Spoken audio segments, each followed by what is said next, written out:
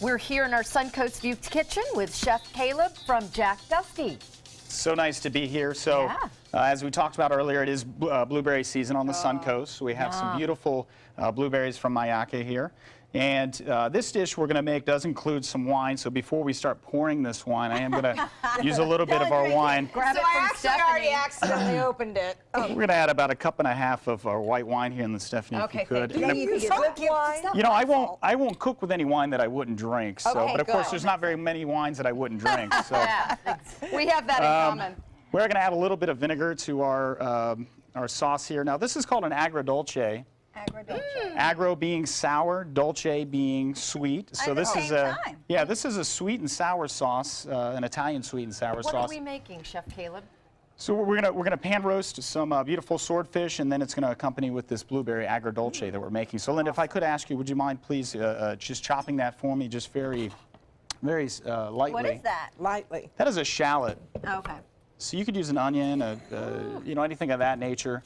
I've got a little bit of olive oil in our saute pan here. Okay. We want to get that high. We want to get that to a smoking point so the olive oil turns translucent. And we're going to get a great crust on the outside of our swordfish. So you do want olive oil to smoke? You do. You do want to bring this to a smoking point. A lot of people are intimidated by doing that. Yes. And then you look like you have, you know, maybe poached or baked or something like, you know, like that. Okay. But you do want that nice texture on the outside of your swordfish. And it won't burn.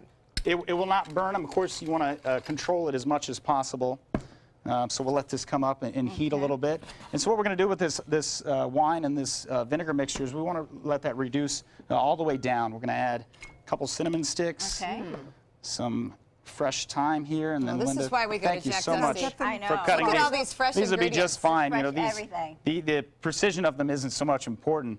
Even though they look great, Linda. Thank you so much. So we're going to let that reduce down while we have this going here. This is getting just hot enough now, so we'll want to just add our swordfish here. And that's a steak-like fish, correct? It is. It's a great meaty texture.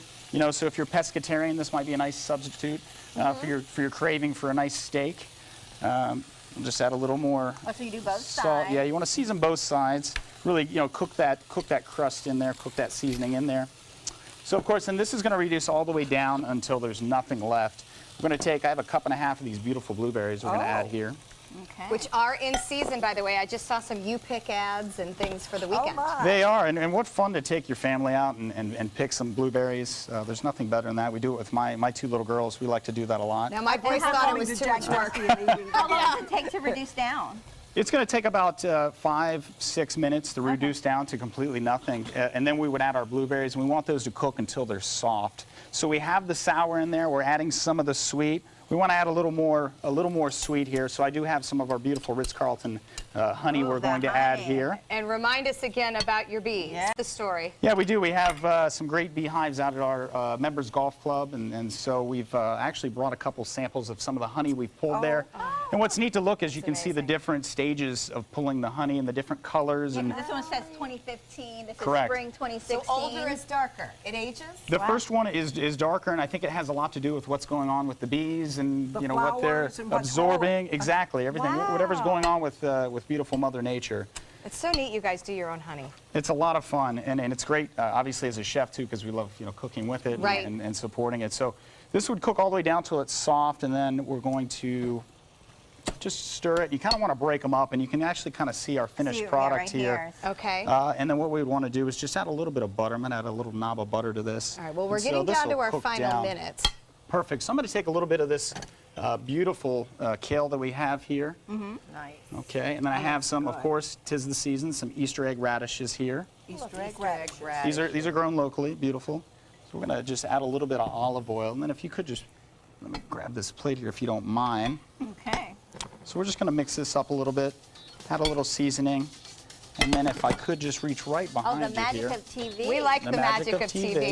You don't have to wait. How long did it cook? We're going to let that cook for probably about 6 to 7 minutes. So you sear and then put in the oven? I do sear it. I'm going to add some aromats like thyme, garlic, things like that. And then if I could just grab here. And here's what we've been smelling, the wonderful sauce. add that. Agrodolce. This is Swordfish with Agrodolce. Caleb, is this on the menu? This is not on the menu, but this is one of those great dishes that we do play with. You know, we do have a special featured night ring. Oh, lovely. Oh, well, we're So- glad you I thought played with it blueberry. here Yes. with us. Yeah, Oh, we're it all smells so addicted good. to the blueberries and the honey. Yeah. So, Yum. Caleb, thanks for joining us. I appreciate you. And don't forget that the Ritz-Carlton Jack Dusty at the Ritz does have an Easter brunch this weekend. Pam, thank you for joining us as Thank well. you, ladies. Take Thank some you, Chef time, Caleb. enjoy the Suncoast view, and cheers.